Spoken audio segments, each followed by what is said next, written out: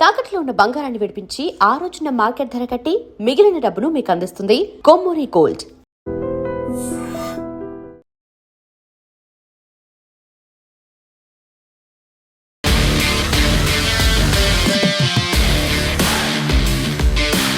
నమస్తే, welcome to I dream weekend update with Kavitha. మనతో పాటుగా ఉన్నారు foundation for democratic reforms founder doctor Jayaprakash Narayan గారు. Hello sir. నమస్తే. నమస్తే కవిత. సార్, ఇప్పుడు భారతదేశంలో స్పెషల్ ఇంటెన్సివ్ రివిజన్ అనేది జరుగుతుంది. ఉన్నటువంటి అక్రమంగా చొరబాటుదారులు కావచ్చు, లేకపోతే ఓటర్ లిస్ట్లో సవరణలు, వీటన్నిటి కోసం వెస్ట్ బెంగాల్కి సంబంధించి అక్కడ ఆల్మోస్ట్ 1,20,00,000 మంది దాకా ఉండొచ్చు. వాళ్ళందరినీ మేము తరిమేస్తాము, ఎక్కువగా బంగ్లాదేశ్ వాళ్ళే ఉన్నారు అనుకున్నప్పుడు అక్కడ అపోజ్తో పాటుగా డిఫరెంట్ స్టేట్స్లో కూడా అదే పరిస్థితి ఎందుకని కనిపిస్తోంది సార్? ఎస్ఐఆర్ ఎందుకని వచ్చింది? నిజంగా ఆ లక్ష్యాల్ని నెరవేరుతుందా? 1999లో కవిత దేశంలో మొట్టమొదటిసారిగా ఎఫ్డిఆర్ లోక్సత్తా ఓటర్ల జాబితాలో అవకతవకల్ని బయటపెట్టింది. అప్పటిదాకా నాకు కూడా తెలియదు.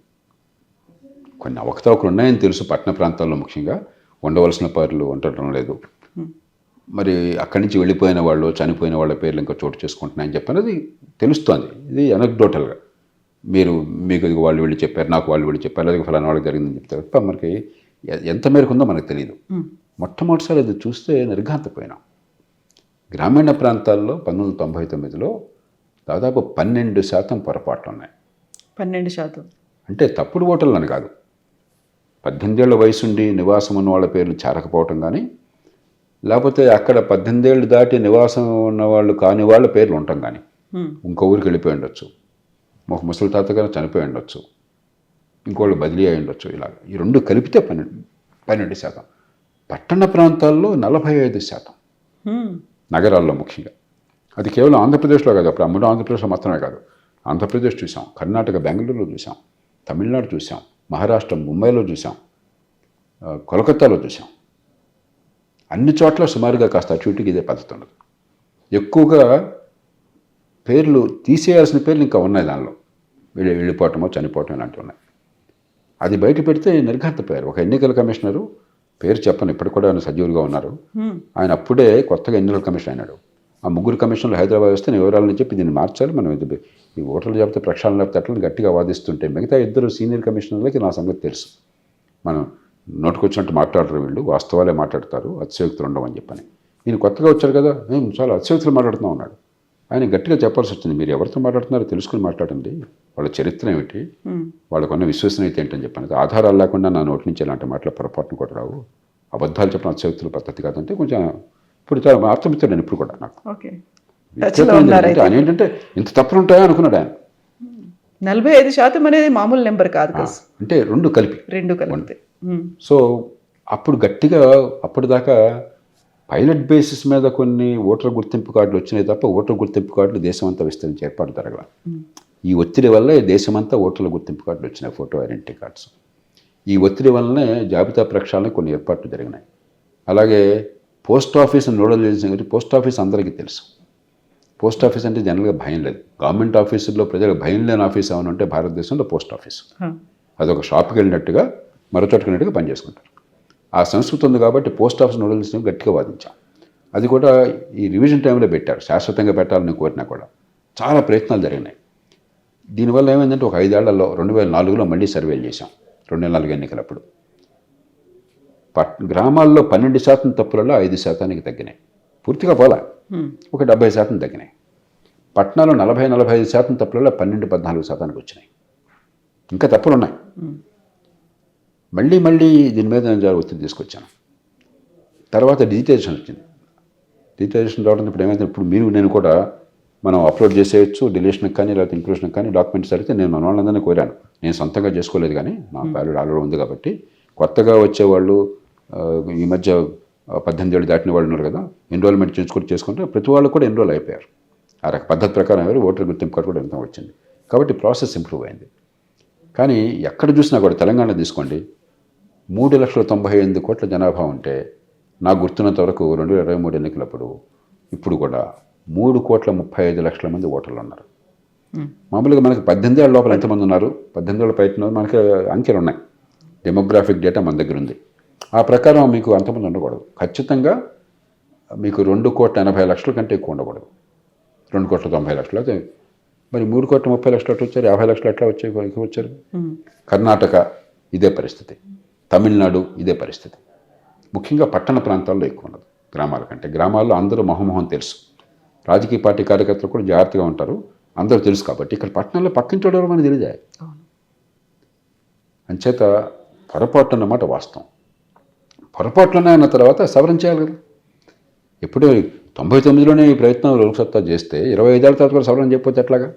ఆ సవరణకు ఒక ప్రక్రియ కావాలి. దానిలో భాగంగా కొన్ని ప్రాంతాల్లో, సరిహద్దు ఉన్న ప్రాంతాల్లో ఇతర దేశాల నుంచి అక్రమంగా వలస వచ్చిన వాళ్ళ పేర్లు ఉన్నాయని చెప్పన్నది అది దేశం మొత్తంలో చూస్తే చిన్న అంశం, ఆ ప్రాంతాల్లో పెద్ద అంశం కావచ్చు. కానీ చట్టపరంగా అర్హత ఉన్న వాళ్ళ పేర్లు చేర్చాలి, అర్హత లేని వాళ్ళ పేర్లు తీసేయాలి, అక్కడ నివాసం లేని వాళ్ళ పేర్లు తీసేయాలి, చనిపోయిన వాళ్ళ పేర్లు తీసేయాలి, బోగస్ పేర్లు ఉంటే తీసేయాలని చెప్పి అంటున్నా. అసలు మనకి దానికి వాదన ఎక్కడ? వివాదం ఎందుకు ఉండాలి? నిరర్ధకమైన వివాదం. ఏదో ఉద్యోగుల మీద ఒత్తిడి పెరుగుతుంది, ఉద్యోగులకు జీతాలు ఇచ్చే పని చేయించమని. భారతదేశంలో ప్రభుత్వ ఉద్యోగుల మీద ఒత్తిడి ఉందా? ప్రభుత్వ ఉద్యోగులు అంత కష్టపడి పనిచేస్తున్నారా? మనందరి కోసం ప్రాణాలు కోల్పోయేంత పనిచేస్తున్నారా? ఇదా మనం చేయాల్సిన చర్చ. కాబట్టి ఏంటంటే మన దేశంలో ఏది రాజకీయం చేయాలి, ఏది చేయకూడదు, ఏది నిజంగా ప్రజల సమస్య, ఏది ఊరికే గొడవ చేసే సమస్య అన్న ఉచితానుచిత విచక్షణ పోయింది. సో ఇప్పుడు ఎస్ఐఆర్కి సంబంధించి గతంలో బీహార్ అయింది, ఆ తర్వాత మెల్లిమెల్లిగా ఇప్పుడు వెస్ట్ బెంగాల్ అవుతుంది, నెక్స్ట్ థర్డ్ ఫేజ్లో తెలంగాణకు కూడా వస్తాము. ఇవి చేస్తున్నప్పుడు బీహార్ తర్వాత వెస్ట్ బెంగాల్లో అక్కడ ఉన్నటువంటి బంగ్లాదేశీలే చాలామంది ఉన్నారు, ఇన్ఫిల్ట్రేటర్స్గా చెప్తున్నాం, చొరబాటుదారులు ఉన్నారు, లెక్కలను సహా తీస్తున్నాం, వారందరినీ బయటికి పంపించేస్తున్నాం. అక్కడ ఎందుకని పెద్ద ఎత్తున ప్రొటెస్ట్ అనేది సీఎం మమతా బెనర్జీ దగ్గర నుంచి వస్తుంది సార్? ఓట్లు ఏమని అంటే హిందూ మతస్థులైతే బీజేపీకి అనుకూలంగా వేస్తారన్న భావన. అందరు హిందువులు ఓటేస్తే ఇలా ఓటు ఉండదు కదా. ముస్లిం మతస్థులు అయితే బీజేపీకి వ్యతిరేకంగా వేస్తారన్న భావన. అది కొంచెం కంప్లీట్ పోలరైజ్ అయిపోతున్నారు. హిందువులు అందరూ ఒక పార్టీకి అయిపోయినా ముస్లింలు ఎక్కువ మంది ఒక పార్టీకి వేయడం జరుగుతున్నమాట వాస్తవం. ఏ కారణం అన్నా కానీ నిజాయితీగా ముస్లింలు అలాగా మాకు నచ్చిన పార్టీ కొట్టు హక్కు ముస్లింలకు ఉంది, హిందువులకు ఉంది, అన్ని కులాలని మతాలు కూడా ఉంది. అక్కడ మీరు ఎవరు, నేను ఎవరు? కానీ మీరు అర్హత గల ఓటర్లు అయితే, ఈ దేశ పౌరులైతే, బంగ్లాదేశ్లో ఉన్నటువంటి ఆర్థిక పరిస్థితుల వల్ల, మనం గొప్ప సంపన్న దేశం కాకపోయినా కొంచెం పెద్ద దేశం కాబట్టి అక్కడికంటే ఇక్కడ కొంచెం పరిస్థితులు బాగున్నాయని చాలామంది వచ్చినమాట వాస్తవం. ఆ వచ్చిన వాళ్ళు హిందువులు వచ్చిన వాళ్ళేమో అక్కడ ఒత్తిళ్లు భరించలేక, బంగ్లాదేశ్లో స్వతంత్రం వచ్చినప్పుడు, దేశ విభజన జరిగినప్పుడు ఆనాడు దాదాపుగా 23% ఎంతమందో హిందువులు ఉన్నారు బంగ్లాదేశ్లో. ఇవాళ 5-6% పరిమితం అయిపోయినారు. పాకిస్తాన్లో ఆనాడు 15-16% వాళ్ళు దాదాపు లేరు, 0.5%, 1% అన్నారు. అంటే వివరాల్లోకి వెళ్లకుండా ఆ సమాజంలో ఉండేటువంటి ఒత్తిడి అలాంటిది. ఆ నేపథ్యంలో హిందువులు వస్తే మరి బాధ్యత ఈ దేశాన్ని, వాళ్ళు నిజమైన కందిశకులు కాబట్టి అందుకే సిటిజన్షిప్ అమెండ్మెంట్ యాక్ట్ తీసుకొచ్చారు. దాని మీద సరే చాలా చర్చ జరిగింది. హిందువులకి ఎందుకు, హిందువులే అనలా వాళ్ళు, ఆ దేశంలో మెజారిటీ మతం కాకుండా ఇతర మతస్థులు ఎవరైనా సరే మతం కారణంగా నిరాదరణకు గురైనట్టయితే, మైనారిటీల వేధింపులకు గురైనట్టయితే వాళ్ళు ఈ దేశానికి వస్తే, వాళ్ళు క్రైస్తవులు కావచ్చు, హిందువులు కావచ్చు, జైనులు కావచ్చు, సిక్కులు కావచ్చు, బౌద్ధులు కావచ్చు, పారసీకులు కావచ్చు, వారికి ఆశ్రయం ఇస్తామన్నది కరెక్ట్ అండర్స్టాండ్. అది వేరు. అలా కాకుండా ఆర్థిక కారణాల వల్ల అక్రమంగా చొరబడినట్టయితే ఆవిడ, ఇది ఇప్పుడు అమెరికాలో కూడా గొడవ అంతదే కదా, ఇమ్మిగ్రేషన్ అని చెప్పన్నది. మరి వాళ్ళకి ఇక్కడ మనం ఆశ్రయం ఇస్తే, ఇక్కడ ఉద్యోగాలు ఇస్తే అదొక సమస్య. ఓటు కూడా ఇచ్చేస్తే పౌరసత్వాన్ని హక్కు లేని వాళ్ళకి మరి రాజకీయ గందరగోళం అవుతుంది కదా. కాబట్టి నిజంగా పౌరసత్వాన్ని కనుక అంచనా వేసి అలా అక్రమంగా ఈ దేశంలోకి వలస వచ్చిన వాళ్ళ విషయంలో ఓటు తీసేయడం అనేది ధర్మమేది. చేసే ప్రక్రియ పారదర్శకంగా ఉండాలి. ఆ పేరుతో ఈ దేశ పౌరులైనా, ఈ దేశంలో పుట్టినటువంటి వాళ్ళకి ఏ మతం వలసలో వాళ్ళకి ఓటు హక్కు పోకుండా ఉండాలి. ఆ జాగ్రత్తలు కావాలి తప్ప ఈ అరుపులు కేకలు పడిబొబ్బలు కేవలం రాజకీయం. నిజాయితీగా మన దేశంలో పౌరసత్వం ఉన్న వాళ్ళకి ఓటు హక్కు ఇద్దాము, లేని వాళ్ళకి తీసేద్దామని చెప్పిన ఆలోచన కాదు.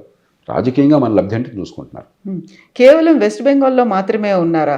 ఢిల్లీలో, కాశ్మీర్లో లేరా? లేకపోతే అక్కడ పహల్గామ్ అటాక్, ఇక్కడ ఢిల్లీలో బాంబ్ బ్లాస్ట్ ఎలా జరిగింది? పశ్చిమ బెంగాల్. ఎందుకంటే పాకిస్తాన్ నుంచి భారత్కి, భారత్ నుంచి పాకిస్తాన్కి వలసలు దాదాపుగా మొదటి నుంచి కూడా శూన్యం. బంగ్లాదేశ్లో ఉన్న ప్రత్యేకమైన పరిస్థితుల్లో ఆ సరిహద్దులు పోరస్గా ఉండటం కారణం కావచ్చు, సైన్యం మోహరించి ఉంటారు అక్కడ. అక్కడ పాకిస్తాన్ సైన్యంలాగా బాగా బోర్డర్ దగ్గర మీరు అప్పుడు టీవీలు చూపెడుతుంటారు, వాళ్ళు ఏదో కోడి పుంజుల్లాగా వాడు కాలెత్తి కథం తొక్కి డ్రామా చేస్తుంటారు. బంగ్లాదేశ్లో అలాంటి బోర్డర్ ఎక్కడ ఉండదు. కేవలం బీఎస్ఎఫ్ మరి భద్రతా దళం ఈ స్మగ్లింగ్ వగైరా ఆపడం కోసం తప్పితే అక్కడ మనకి ఈ బీటింగ్ రిట్రీట్లు ఇలాంటివి అలాంటివి ఉండదు. దేశ సరిహద్దులు అక్కడ ట్యాంకులు లేకపోతే ఆయుధాలు మోహరించాలంటది ఉండదు. కాబట్టి చాలా తేలిగ్గా అట్టించి ఇట్టించి వెళ్ళిపోవటం సాధ్యం. చాలా కానీ అందులో మరి మంచి స్నేహ సంబంధాలు 1971 నుంచి. ఎందుకంటే ఆ దేశం విముక్తి కలిగి చేసిందే భారత సైనికులు. మన సైనికులు ఎన్నో కొన్ని వేల మంది ప్రాణాలు త్యాగం చేసి బంగ్లాదేశ్ని కాపాడాం మనం. సరే ఈవేళ మరి మర్చిపోయారు ఏం జరుగుతుందో తర్వాత చూద్దాం, అది వేరే విషయం. అది ఆ నేపథ్యంలో ఏంటంటే చాలామంది ఇక్కడికి వచ్చిన మాట వాస్తవం. అలా వచ్చినప్పుడు అక్కడ సమస్య ఎక్కువ ఉంది. కొంతమంది ఇతర ప్రాంతాలు ఉండొచ్చు, కానీ ఇక్కడ వేలల్లో ఉంటే అక్కడ లక్షల్లో ఉంటుంది. అయితే అలా అయితే ఇలాంటి వాళ్ళనేమో పంపిస్తున్నాము. షేక్ హసీనాని ఎందుకు పంపించట్లా, కనీసం ఓటర్లుగా తీసేస్తాం అంటున్నారు. ఎవరు పంపించట్లా. ఇంతమందిని పంపించడానికి ప్రభుత్వానికి కోరిక లేదు. మళ్ళీ గొడవ అవుతుంది. పాపం వాళ్ళు బతుకుతున్నారు, వాళ్ళని తీసేది ఎందుకని చెప్పంటారు. షేక్ హసీనాని ఎందుకు పెట్టుకున్నారు అనేటువంటి ఒక వాదన. ఒక దేశంలో ప్రజాస్వామ్యబద్ధంగా ఎన్నికైన ప్రభుత్వాధినేత, మన దేశంతో సత్సంబంధాలు ఉన్నటువంటి ఒక ప్రభుత్వం లేక పార్టీ నాయకురాలు, ఆ దేశంలో లౌకికవాదాన్ని నిరంతరం పెంచి పోషించినటువంటి మనిషి, ఉగ్రవాదాన్ని అదుపు చేసిన మనిషి. ఈవేళ ఏదో రోడ్ల మీద తిరుగుబాటు అయిందని చెప్పని మత్తత్వాదులు మిగతా వాళ్ళు కలిసి అంతర్జాతీయ సమాజంలో తెలుసో తెలియకో అది గందరగోళం సృష్టించి ఆవిడని పంపించేసి ఆవిడకి ఉరిశిక్ష వేశారు. ఒక దేశాధినేత అధికారికవర్గంగా చేసిన నిర్ణయాలు ఉరిశిక్ష ఎక్కడైనా ఉంటుందా? పాకిస్తాన్లో కనిపిస్తోంది, తర్వాత ఇప్పుడు బంగ్లాదేశ్లో. ఎగ్జాక్ట్లీ. పాకిస్తాన్లో భుట్టోని చంపేశారు, ఇప్పుడు ఆమెను అలా చంపేయాలని నిర్ణయించుకున్నారు.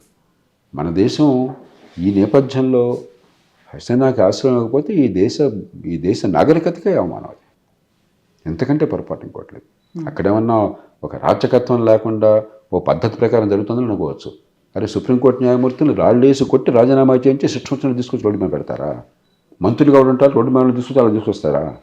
అది ప్రజాస్వామ్యమా? లేకపోతే అది రాజకీయమా? అది పరిపాలన? అరాచకత్వం వర్ధిల్లుతోంది, మతతత్వవాదం వర్ధిల్లుతుంది, ఉగ్రవాదం వర్ధిల్లుతుంది. ఆ నేపథ్యంలో భారతదేశం ఈ శషభిషలు కూడదు. షేక్ హసీనాని మనం ఖచ్చితంగా రక్షించాలి. అలాగే ఆ దేశంలో ఉదాహరణకి గతంలోనే తస్లీమా నసీర్ అని చెప్పిన రచయిత్రి, ముస్లిం ఆవిడ, కానీ అభేద భావాలు కలిగినటువంటి ముస్లిం మహిళ. ఆవిడ రాసిన పుస్తకాల కారణంగా ఆవిడని ఎంత హింసించారు అక్కడ. ఆ దేశంలో వాడికి ఫట్వాలు ఇచ్చి చంపేస్తామన్నారు. నేను ఇప్పటికే భారతదేశాన్ని విమర్శిస్తున్నాను. ఆవిడకి శాశ్వత పౌరసత్వాన్ని ఇవ్వాల్సింది, శాశ్వతంగా దేశంలో వేసాన్ని ఇవ్వాల్సింది. ఇప్పటికి కూడా 6 నెలలకో సంవత్సరానికి ఒకసారి ఆవిడకి పొడిగిస్తూ ఉన్నారు. ఎంతో అవమానం. ఆవిడ ప్రపంచంలో సంపన్న దేశాలన్నీ ఆవిడకి ఇచ్చినాయి, స్వీడన్ ఇతర దేశాలు. ఆవిడ కాదు, నేను భారత ఖండంలో ఉంటాను, నాది ఇక్కడ, నా మాతృభూమి ఇక్కడ ఉన్నది, అక్కడికి వద్దని ఆవిడ ఇక్కడ కూర్చుంటే మన వాళ్ళు ఆవిడని బాధలు పెడుతున్నారు. కాబట్టి ఈ కేసుల్లో ఎందుకు ఆశ్రయం ఇచ్చారని కాదు, ఆశ్రయం ఇవ్వకపోతే ఎందుకు వెళ్ళదని మనం నిలదీయాలి. ఇప్పుడు ఆశ్రయం గురించి మాట్లాడుకుంటున్నప్పుడు చొరబాటుదారుల గురించి ఎస్ఐఆర్ అనేది వచ్చింది, ఐడెంటిఫై చేస్తున్నారు, వాళ్ళంతా అక్రమంగా మన భారతదేశంలోకి వచ్చారనుకున్నప్పుడు అదే బంగ్లాదేశ్ దగ్గరలో అందులో ఉన్నటువంటి హిందువుల్ని మనం తెచ్చుకోవాలి అనేటువంటి మాట, లేకుంటే వాళ్ళకి సపోర్ట్గా మేము ఉన్నామని ఇప్పటికే అక్కడ ఉన్న హిందువుల మీద అత్యాచారాలు అనుకున్నాం. ఇప్పుడు మీరు కొంచెం ఆశ్చర్య సాధ్యంగా మాట్లాడాలి. 1947లోనే స్పష్టంగా విధాన ప్రకటన మనం చేశాం. దేశ విభజన కర్మ కొద్దీ అక్కడ గీత గీశారు. తరతరాలుగా అక్కడ నివాసం ఉన్నవాళ్ళు మతం పేరుతో దేశాన్ని విభజించారు. అక్కడ వివిధ మతస్థులు అక్కడ ఉన్నారు. మరి ఇస్లాం మతం వేరు, మిగతా మతాలు వేరు. ఎన్ని పొరపాటున్నా కూడా మిగతా సమాజాల్లో మీ మతం వేరే కాబట్టి మీకు వేధింపు, ప్రాణభయము, మీ హక్కుల్ని కాలరాయటం లేదు. కానీ ఇస్లామిక్ రిపబ్లిక్ అనుకున్న తర్వాత మత సాంప్రదాయం వేరైన కారణంగా చాలా వేధింపులకు గురవుతున్నారు. సిస్టమేటిక్, ఇది వ్యక్తులు కొంతమంది కావాలని చేసింది కాదు, ఇది ఒక వ్యవస్థగా వేధింపులకు గురవుతున్నారు, ప్రాణాపాయానికి గురవుతున్నారు, అపోస్టసీ లాస్ అంటున్నారు. అసలు ఏమీ లేకుండా ఏదో దేవుడి వాక్యాన్ని ధిక్కరించడం చెప్పి చంపేస్తామని చెప్పి అంటున్నారు. వాళ్ళకి మీరు రక్షణ ఇవ్వకపోతే అసలు మన నాగరికతకు అర్థం అన్నదా? ఈ సాంప్రదాయంలో పుట్టిన వాళ్ళు. భారతీయ సాంప్రదాయం గొప్పతనం ఏంటి? తప్పులు చాలా ఉన్నాయి. కుల వ్యవస్థ ఉన్నది, మహిళలను అణిచివేత ఉంది, గతంలో కాలక్రమేణా మారుస్తున్నాం. కానీ గొప్ప విషయం ఏంటి? ఏకం సత్ విప్రా బహుధా వదంతి. సత్యం ఒక్కటే, ఇష్టం వచ్చిన దారిలో సత్యాన్ని వెతుక్కో. అది మన తాత్విక చింతనకి పునాది. దాన్ని పూర్తిగా తిరస్కరించి వాళ్ళ వేధింపులకి, సాధింపులకి, ప్రాణహానికి గురి చేస్తే వాళ్ళకి మీరు ఆశ్రయం ఇవ్వకపోతే భారతదేశానికి అర్థం ఉందా? ఇంకా ప్రజాస్వామ్యానికి మనం చెప్పే గొప్ప మాటలకనే. ఈ దేశం బాధ్యత, చట్టపరంగా బాధ్యత, రాజ్యాంగపరంగా బాధ్యత, నైతికంగా బాధ్యత. కోట్ల మంది రావటం లేదు, వచ్చే వాళ్ళు కూడా ఆశ్రయం అయిపోతే ఎట్లా? కాబట్టి దానిలో అసలు వేరే వివాదానికి తావే లేదు. సో ఇప్పుడు సోషల్ మీడియా కావచ్చు, ఇప్పుడు ఉన్నటువంటి రాజకీయాల్లో ఒక రకమైనటువంటి ఒక డివిజన్ అనేది కనిపిస్తోంది సార్.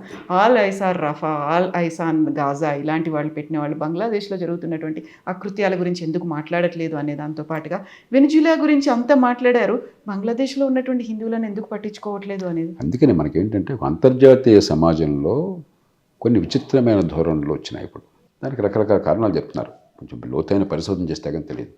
కొన్ని దేశాలు యూనివర్సిటీల్లో ఇతర చోట్ల కోట్లాది డాలర్లు డబ్బిచ్చి పోషిస్తున్నాయి కొంత భావజాలాన్ని.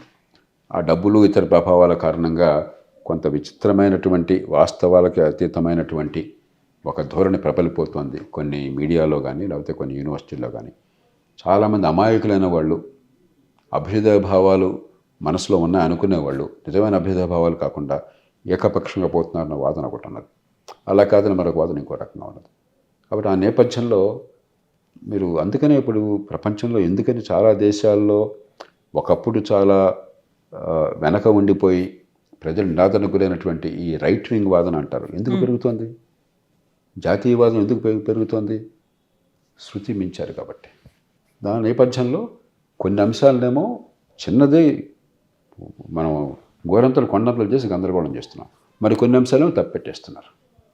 అంతర్జాతీయ మీడియా కానీ లేకపోతే అంతర్జాతీయంలో మేధావులు అనుకునే బృందాలు కానీ, అది ఆరోపణ. కాబట్టి మనం వాస్తవాల ఆధారంగా చూడాలి. అరిస్టాటిల్ ఎప్పుడో 2500 సంవత్సరాల క్రితం చెప్పాడు, వీక్ మైండ్స్, చాలా బలహీన మనస్కులు వ్యక్తులను గురించి ఆలోచిస్తారు. మోదీ, రాహుల్ గాంధీ, ఈయన పక్షం ఆయనకు వ్యతిరేకం, అది చాలా బలహీన మనస్కులు చేసేది. సగటు మనుషులు సంఘటనలు చూస్తారు, ఇవాళ జరిగింది దాని మీదే ఆ రోజు ఆ గంట సేపు మనం అంతా ఆవేశపడిపోవటం. విజ్ఞత గల మనుషులు, బలమైన మనుషులు భావజాలాన్ని వాస్తవాన్ని ఆధారం చేసి సమాజ నిర్మాణం కోసం కృషి చేస్తారు. ప్రపంచంలో ఈవేళ బలహీన మనస్కుల సంఖ్య పెరిగింది, మీడియాలో కూడా బలమైన మనస్కుల సంఖ్య తగ్గుతున్నది, శాతం తగ్గుతుంది. కాబట్టి మనం చూడాల్సింది ఇప్పుడు కూడా అంశాల ప్రాతిపదికన, భావాల ప్రాతిపదికన తప్ప నరేంద్ర మోదీయా, రాహుల్ గాంధీయా, రేవంత్ రెడ్డా, కేసీఆర్, చంద్రబాబు నాయుడు, జగన్, దీని నుంచి బయటపడి వాస్తవము, తర్కము, సమాజ ప్రయోజనము, గతానుభవము, ప్రపంచానుభవము, మంచి సమాజం కోసం పరిష్కారము, దాని మీద దృష్టి పెడితే అభిప్రాయ భేదాలు దానిలో కూడా ఉండొచ్చు, తప్పలేదు. సమాజానికి మంచి జరగడం కోసం అభిప్రాయం, మీ అభిప్రాయం ఒకటి ఉండొచ్చు, నా అభిప్రాయం కూడా కావచ్చు. ఏది సరైనది నీకు తెలుస్తుంది, సమాజం నీకు తెలుస్తుంది, చరిత్ర నీకు తెలుస్తుంది. కానీ అది కాకుండా వ్యక్తుల చుట్టూ